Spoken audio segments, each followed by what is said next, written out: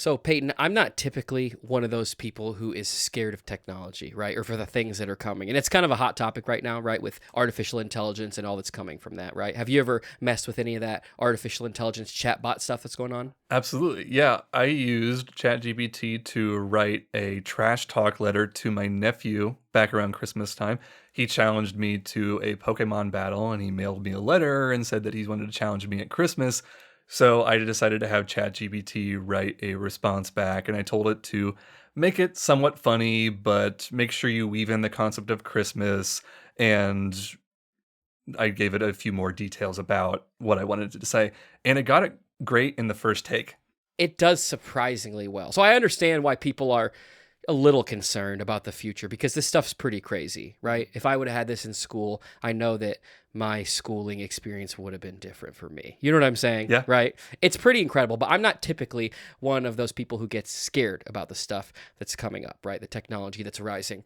But this week I learned about something that actually kind of scared me about technology. I learned about this program that's being developed currently. It's been in development for a while, but it's a program that is being written that is to find out what keys are being typed, right? Which is this technology has been around for years, Yeah, right? key It's called a loggers. keylogger, Yeah. right? And how that works generally is someone puts a program on your computer, usually unbeknownst to you, that will then keep track of and log every key that you type, every key on your keyboard that's pressed, every input that's done. What makes this one so scary, it's called KeyTap 3. And how it works is it only needs a microphone, and it will listen as you type, and based solely off of the audio of you typing, can figure out what is being typed. And so when I heard that this is real, it kind of actually scared me, right? Sure. Because not only it doesn't take any sort of special knowledge. This is built right into a browser. So you need nothing. You need no hardware, no software, no knowledge. All you need is access to a microphone and a keyboard. It'll even record sounds from a keyboard that's not plugged in and tell you what's being typed. It's pretty crazy, Wow. right? And it has and everyone has access to this. And this kind of freaked me out. And so I tested it out because I wanted to know. And there are a few limitations you should know of, right? It's not as incredible as it sounds.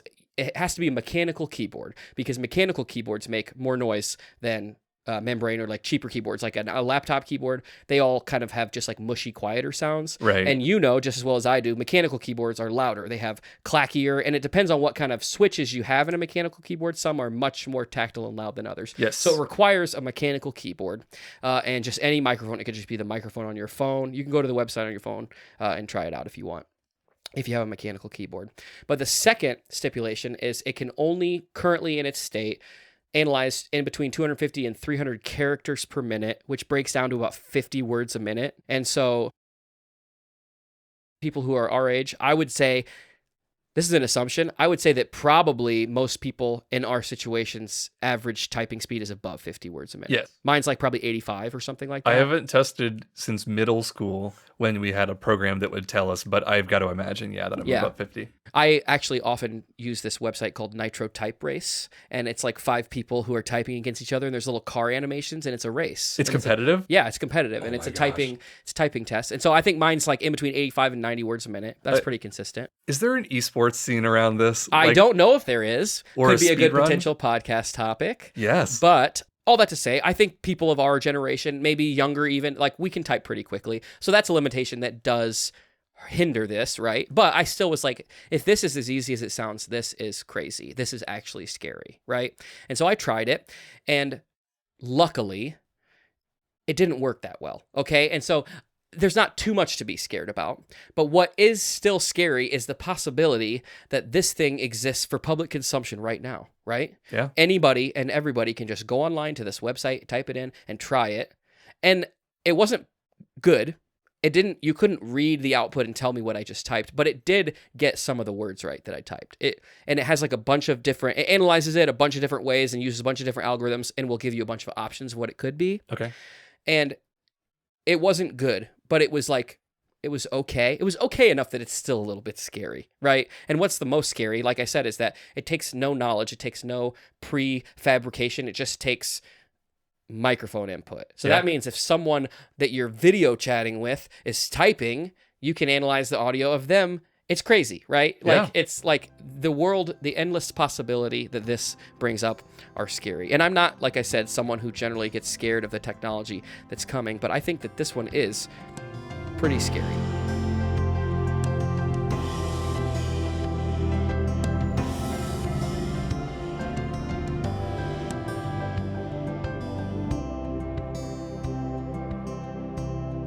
Welcome to the Factoid Podcast. You didn't ask for it, but we're going to tell you about it anyways. I'm Payton Gessel. And I'm Chris Humphreys.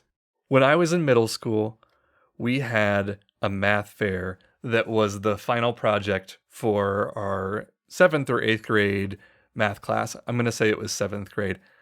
And my middle school has always had a stigma attached to it that it was incredibly easy to get through, where depending on your grade school, 6th grade might be difficult, but once you got to middle school, you could kind of coast for 2 years until you got to high school.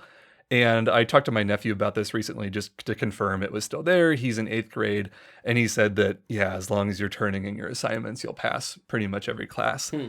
So with this math fair, there weren't a lot of rules about what you did or didn't have to do.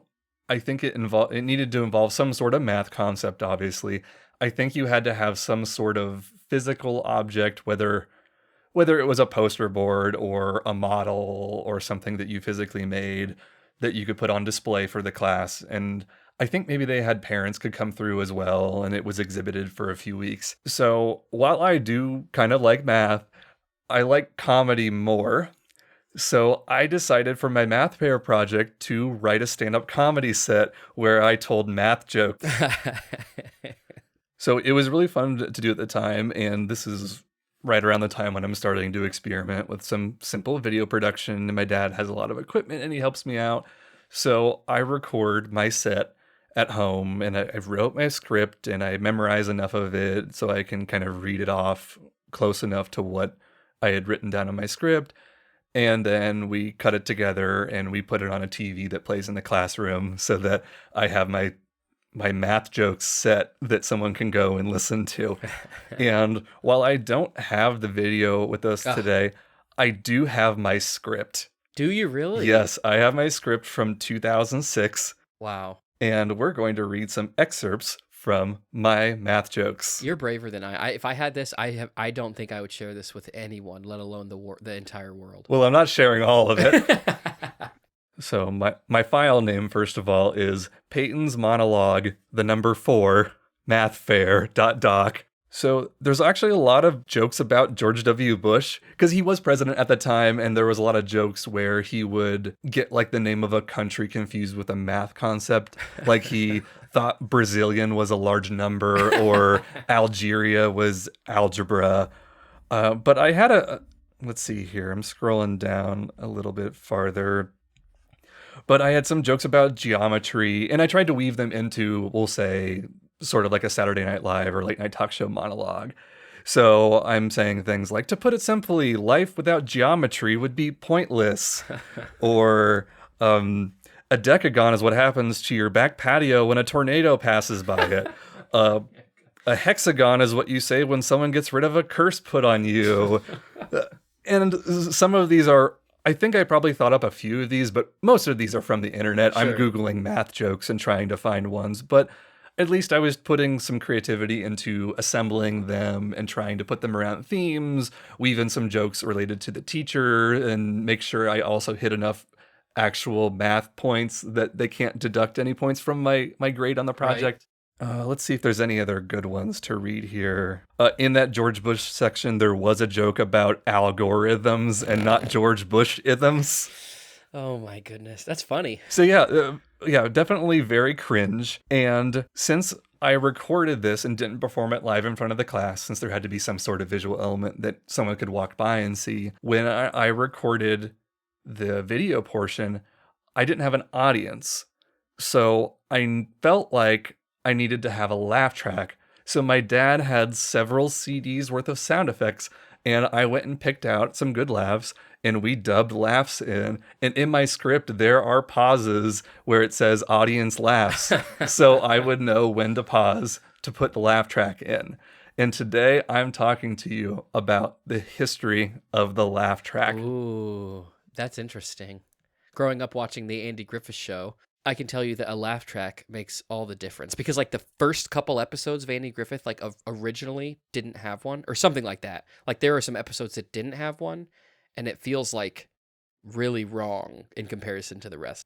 Sure. So, for as long as entertainment has been around, people have been trying to manipulate a crowd, especially in theater performances and similar things like that. So, Roman Emperor Nero, among being emperor and controlling this large empire, he also would act in plays sometimes. You got to have a creative outlet, even if you're a malicious dictator. That's right. So he would bring a group of 5,000 soldiers that would come to his performances, and their job was to cheer him on, cry at the dramatic parts, laugh at the funny parts.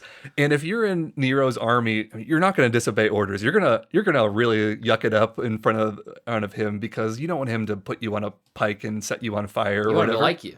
What? You want him to like you. Oh yeah, absolutely. Yeah, or at least not notice you, Right. I would say. And if you go to the 1700s and 1800s, you have a lot of French artists and theater goers who read stories about Nero and some of his crowd manipulation techniques. And they try to adapt it to their local theater culture in France. And they create what is called a claque. And the claque is a group of people who have very specific roles around reacting to different plays. So you have lady who cries at the emotional points and puts the handkerchief over her face and dabs her eyes like she's crying. You have person who laughs at the funny jokes. And you have my favorite, the guy who nudges the person next to them and points at the stage and says, "Oh, the good part's about to come up in a minute."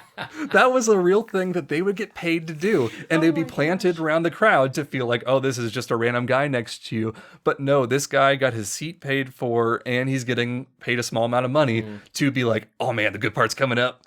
And to their credit, they did have to memorize to know when a good part was coming up because you don't want to just do that and it actually is the intermission and you look like an idiot. So even before the concept of TV laugh tracks, you have people trying to find a way to get the exact desired outcome from a performance. So once you get into the era of radio and TV, you have a lot of live performances. And up until this point in history, you don't have any good recordings. You have books that I guess you can record a story with, but no real audio recordings. And as Hollywood as we know it and just pop culture start to evolve, some of these famous celebrities are getting really tired of some technical limitations. So you have Bing Crosby, very famous musician and just in general personality, and he's hosting radio shows. He has some daily radio shows, he has some weekly radio shows, and he has to perform them for an East Coast crowd. And then a couple hours later, he has to do the same show with the same guests and the same topics again for the West Coast crowd. And when you're in high demand like that, it's got to really just suck up all your time. Yeah. So in the 40s, post-production starts to become a possibility. People are understanding how to better record audio in a way that someone could actually afford to have. It's becoming a little bit more democratized, at least for the production industry. So Bing Crosby is one of the first people to sign up and say, all right, I want to be able to record all my episodes so that I can do the East Coast episode and just play the tape for the West Coast crowd, and it would save so much time for him. So Bing Crosby starts doing this on the show, and it seems to be working pretty well. No one seems to really care. And then there was an episode with a guy named Bob Burns, who was known as the Hillbilly Comic. And Bob Burns tells a lot of jokes on this radio show with Bing Crosby that were apparently a little bit too racy for the public. And I desperately tried to find what these were. I needed to know like what kind of redneck jokes was America not ready to hear. The most I could get is that they had to do with insults about people who lived in Arkansas. Ah. But I couldn't get anything beyond that. So use your imagination of what kind of things he was saying. So the episode gets recorded, and since this is not a live performance, the producers and the executives are able to say, hey, the show was good, but we've got to cut this Bob Burns part. You know, we don't want to get in trouble. We don't want to have a scandal on our hands. And they could just edit that segment out of the show and no one would really know. But one of the script writers for that episode said, we're cutting the content, but can you save those laughs for later? Because the crowd was just going wild during this. They thought it was great and they're hooting and hollering, and the scriptwriter thought, well, maybe there'll be a use for this later if we have these laughs recorded. A few weeks later, there is a guest on Ben Crosby's show that does not get very much laughter. All of his jokes fall flat. So that scriptwriter says, hey, remember those laughs we've saved a few weeks ago? Brilliant. Let's dub them in underneath and make it sound like this guy was actually funny. And that is the first documented use of a laugh track. Way. That's insane. So this was still a fairly isolated incident. People in the industry were probably aware that a laugh track had happened, but nobody had a very turnkey solution to being able to do this and repeat it and have a system in place. Charlie Douglas, I feel like, single-handedly ruins the laugh track and makes it into what it is today. Charlie Douglas is a sound engineer at CBS, and he would be doing a lot of post-production and probably some production when things are being recorded. And he would get really annoyed because in the laughter in these studio audiences, whether it was for radio, and he was doing more TV at this point, the laughter was never quite right. Either someone is laughing too loud, or they laughed too long and it bled into when the person was talking on stage, or they laughed at the wrong times, or there wasn't enough intensity to the laughter. So because he was so frustrated with this, he started looking into some ways that he could easily add laughter when he wanted to, and maybe even forego a studio audience if he had enough laughter. So he creates a machine, a mechanical device that contains laughter, and it's technically like an organ, and it's moving in a circle inside of this box, and it has this old-timey typewriter-looking keyboard with dozens of keys on it, and each of these keys corresponds to different laughs. No. So he builds a prototype, and he is trying this out, and he's using it just for the show that he's been working on for CBS, and it seems to be working out pretty well, and ultimately he quits CBS because he's doing so well, and this is starting to pick up steam. CBS tries to say that, hey, this is our property because you did it for our show, but the thing just like falls apart really soon afterwards because it was a prototype. It wasn't really well thought through. So as soon as Douglas goes independent, he creates the Laff Box, and he makes a very fancy version of this that has a bunch of wood, and it looks a lot more ornate, and this thing is still around, and you can go and find pictures of it online. I doubt anyone is trying to operate at this point. It would probably turn to dust if you did. But the way he samples the laughs is very ingenious. He found old recordings of pantomime performances. So you have people on stage that are known for being silent, and then people are occasionally laughing in the background.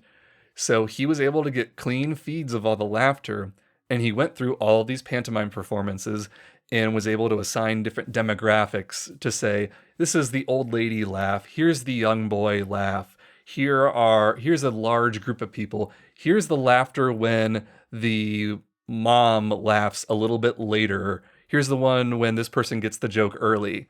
And he assigns them, and he ends up with, I think, 200 different laughs that are inside of the Laff Box.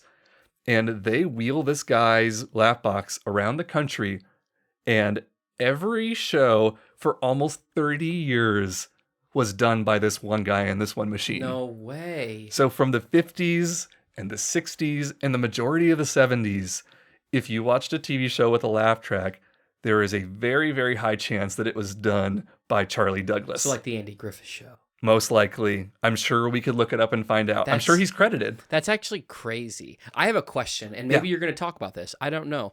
Is there not a copyright problem with him stealing laughter from other recordings? Sure, I definitely thought about this, and it does sort of come up later, but it comes from people stealing from him, which even raises more questions because if he stole it, I don't know, maybe he was out there with a field recorder going to these performances, recording the laughs. I don't know if he pulled it from archived CBS things. There also might be, I'm sure the copyright system worked differently 75 years ago, too. Oh, for sure. Yeah.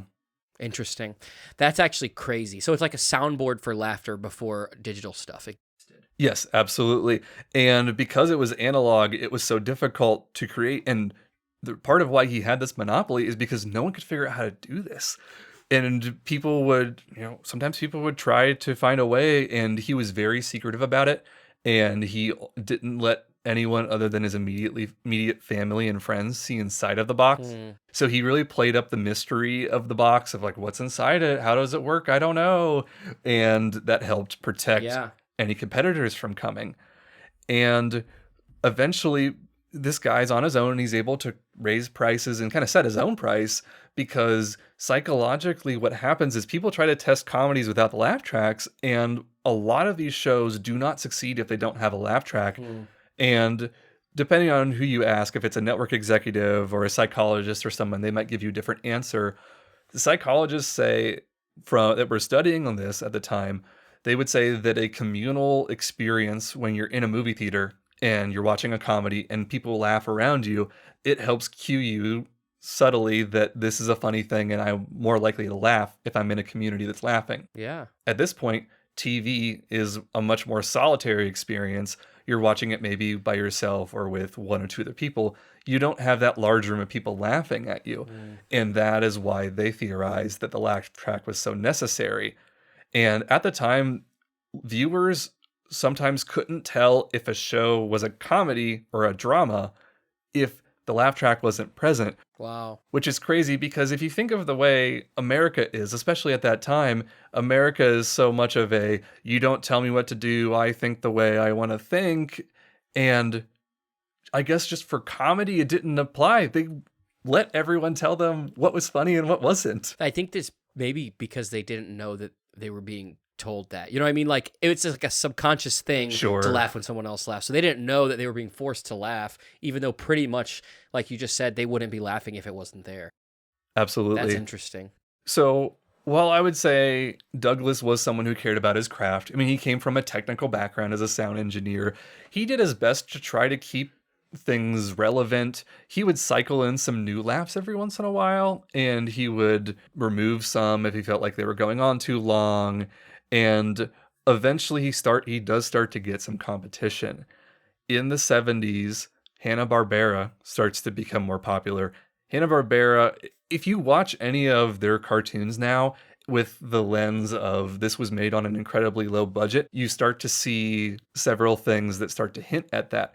And they did one season of all their shows with a Douglas laugh track and then ultimately said, hey, we can't afford to hire this guy to meet our budget. But they also couldn't afford to not have a laugh track because if you look at the animation techniques that they used at the time, and if you think about any time a sitcom does a laugh track, if it's live action, all the actors kind of just stand there and pause for a minute, or really like for 3 or 4 seconds as the laughter's happening.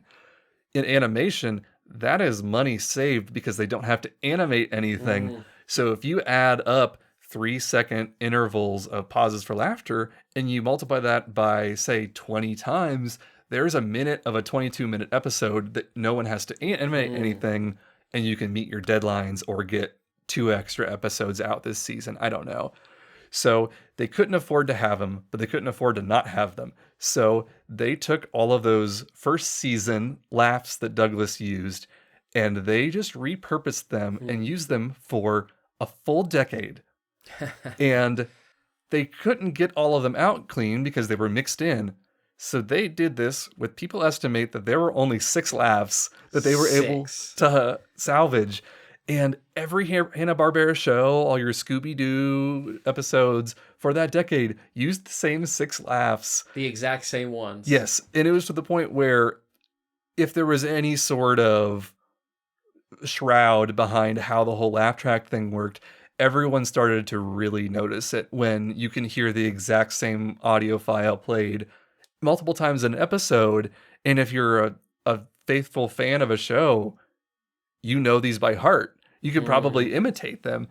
And this is when laugh tracks really start to sour. So you have everyone watching these cheap shows with the rip-off laugh tracks, and Douglas is starting to get older and he's not innovating as much. Some of the tapes that he had, or I guess they're probably not tape, I guess they're magnetic tape in a way. All of the laughs are starting to degrade. So you start to hear a hissing sound when he pushes the button and it plays the tape because he's worn it out. So even his laughs are starting to sound worse. And it kind of starts to go downhill from here. So obviously laugh tracks persisted beyond the 70s, and it wasn't until, we'll say, around the turn of the century where they started to go away and get challenged more. So in the 80s and 90s and early aughts, the laugh tracks are associated more with what's called a multi-camera sitcom. It's where you have several people that are filming, usually an indoor set. If you think about a lot of 90s sitcoms, they all take place in houses. They're all indoors because you can put a studio audience or a fake studio audience in here. You don't have to worry about shuttling people around, but it's just easier to do a laugh track on these shows for several different technical reasons.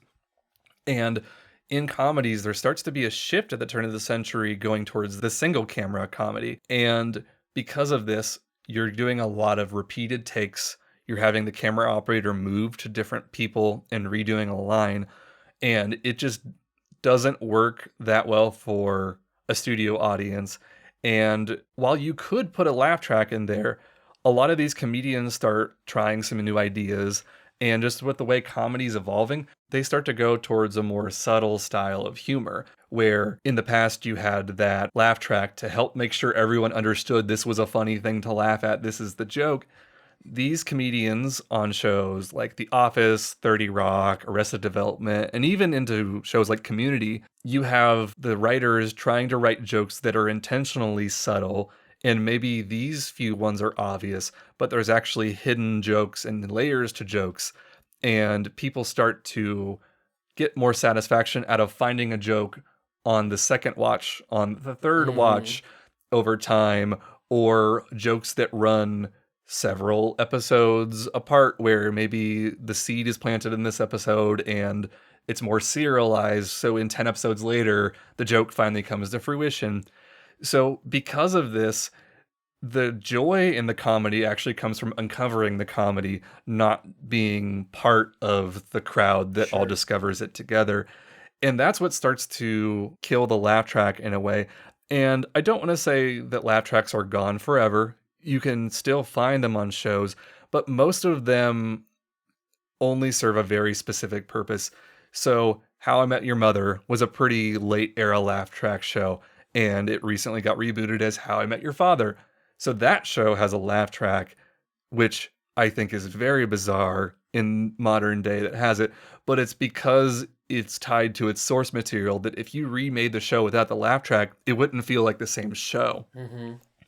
And then you also have shows like, say, WandaVision that are spoofing this era of TV. So you have a black and white 60s episode, so it needs a laugh track to get the joke. But that's more of a stylistic choice than the way laugh tracks were done at that time. So while I would say I'm not a fan of laugh tracks, even though I did use one in 8th grade, I can appreciate them as this weird quirk in the history of comedy that has gotten comedy to where it is today.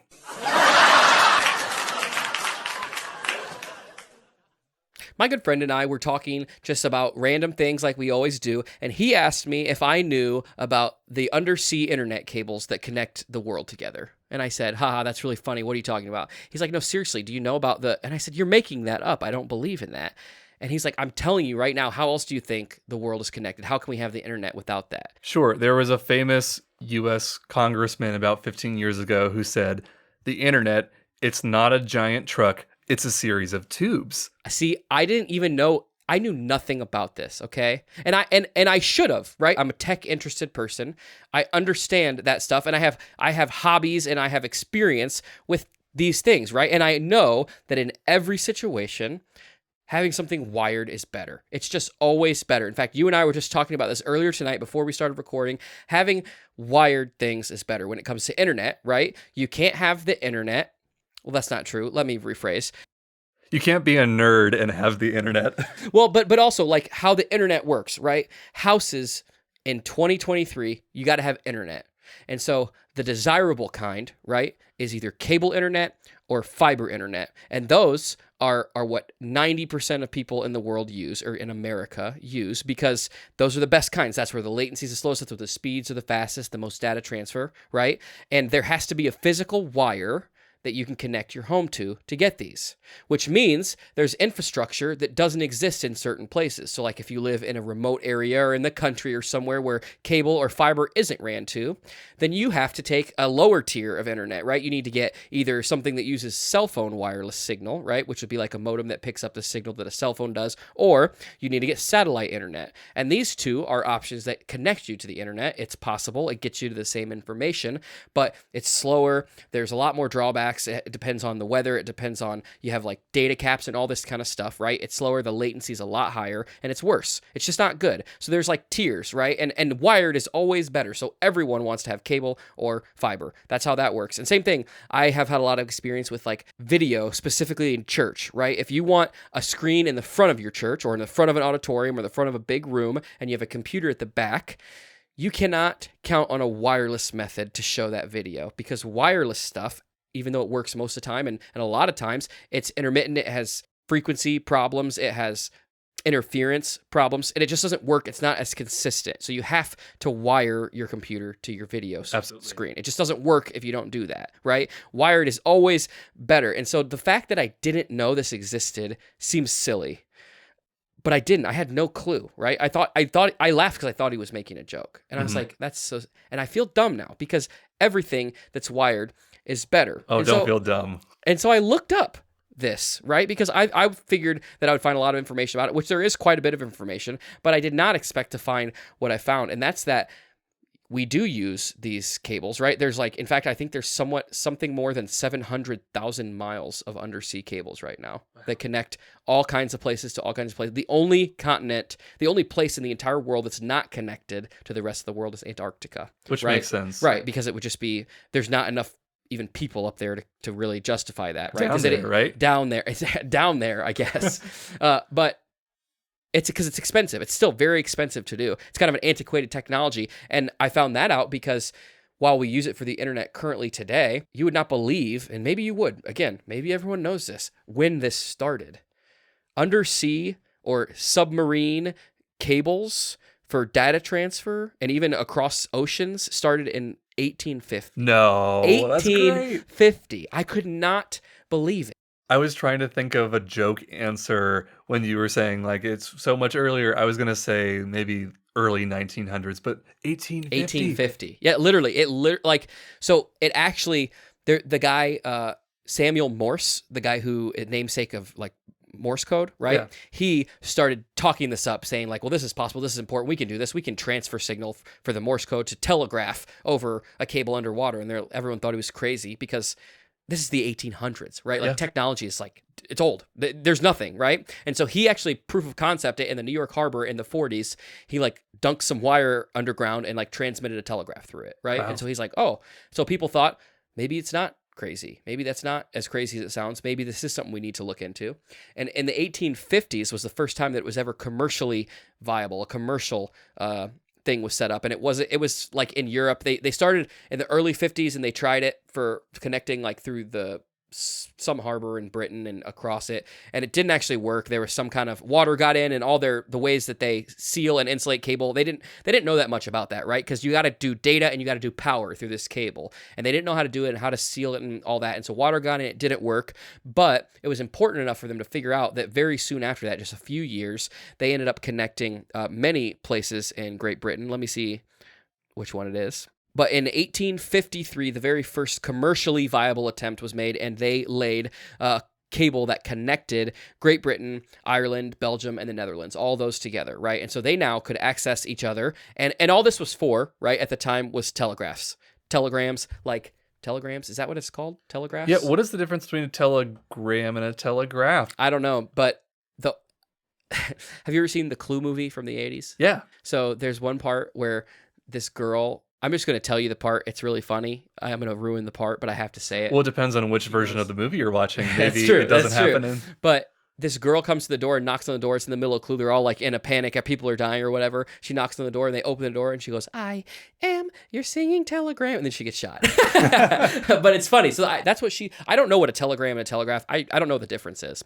But these cables, all they were designed to do was to transmit communication through telegraph or telegram, whichever one, across a distance, right? And that's a very tiny, tiny, tiny amount of data. So they kept doing it through little places to connect close places through water, but they soon realized, well, we have to be connecting continents to each other. We have to start going.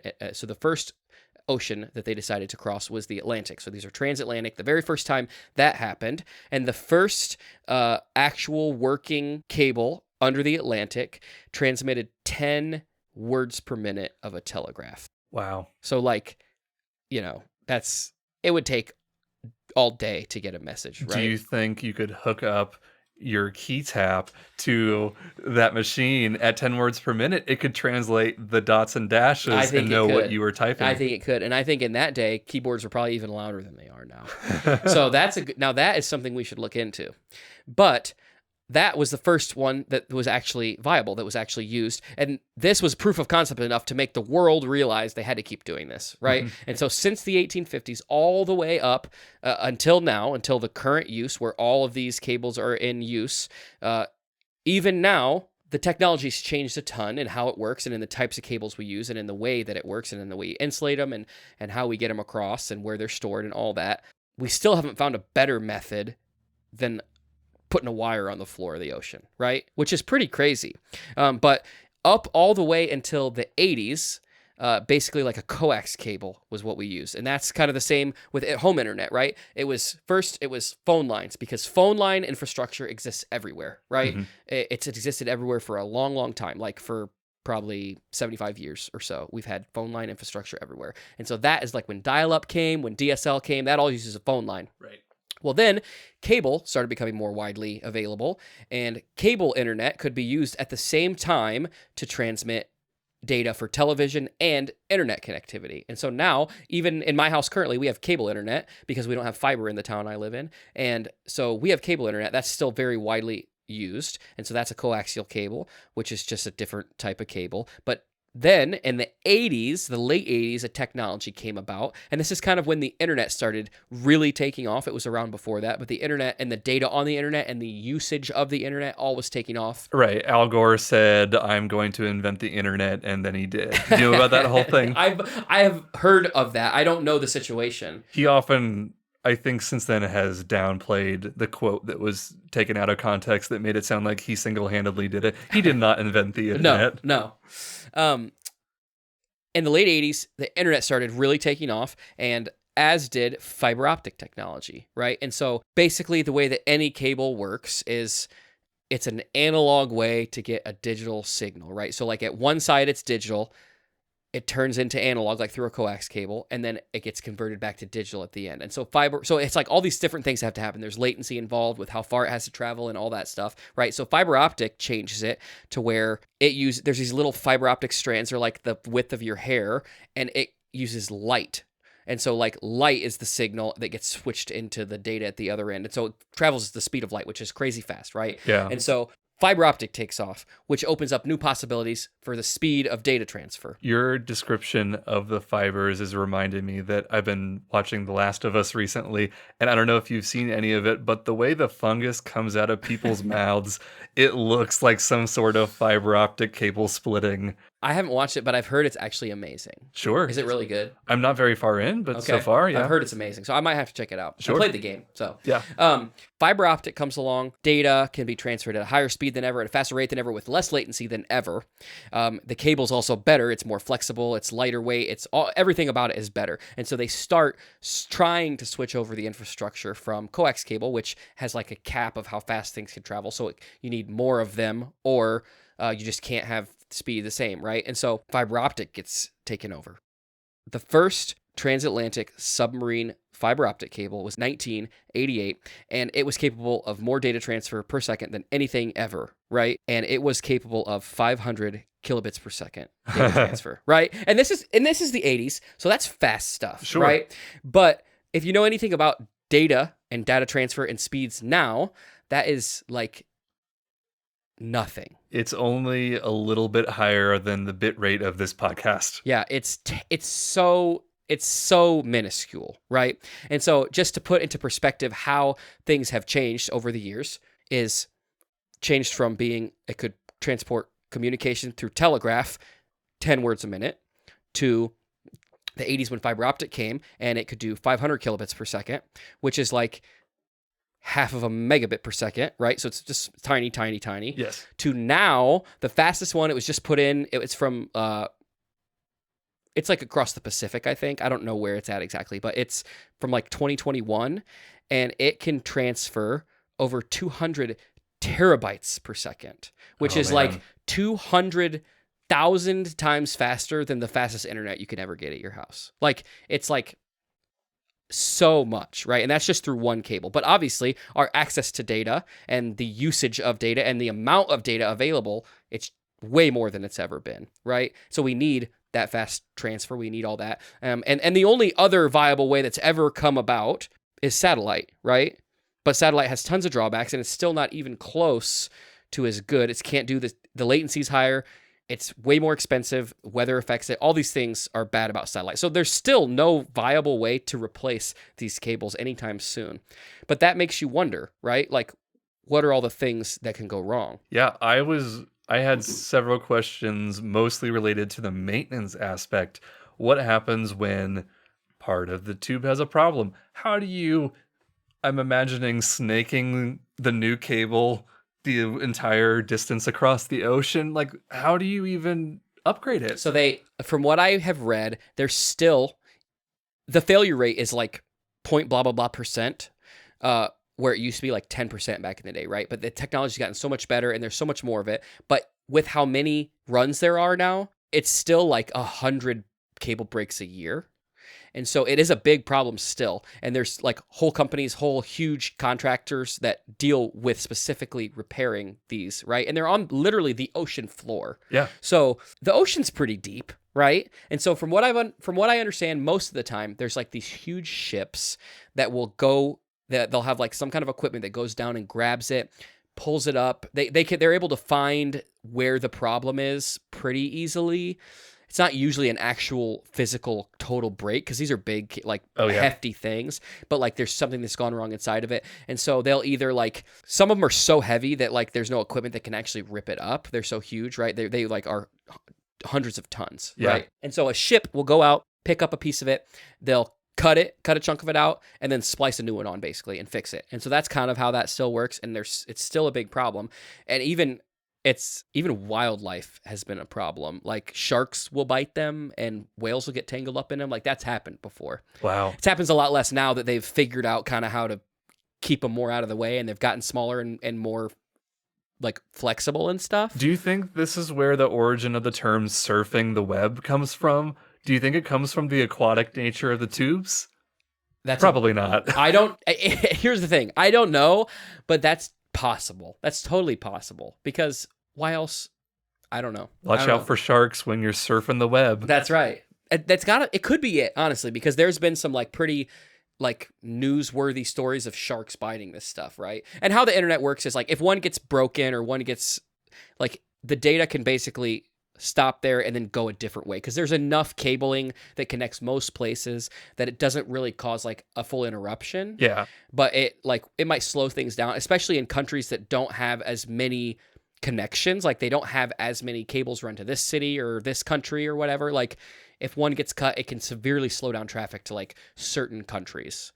So it definitely does pose a threat. And that's another thing that worries you, right? Like I read that there used to be a big problem with pirates, and they would like throw an anchor down and catch one of these cables, and they would cut like hundreds and hundreds of meters, like if not kilometers, like tons of this cable, and they would like go sell it for scrap.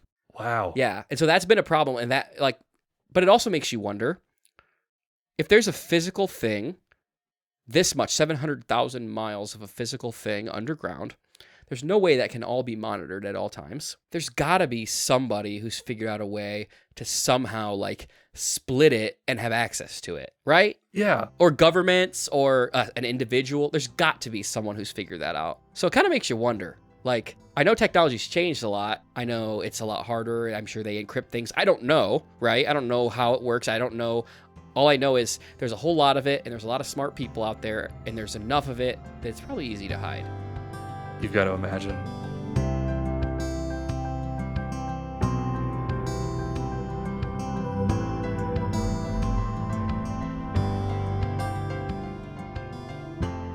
Thank you for listening to the Factoid Podcast. If you have a factoid and want to share it with us, email us at whatsyours@factoidpodcast.com.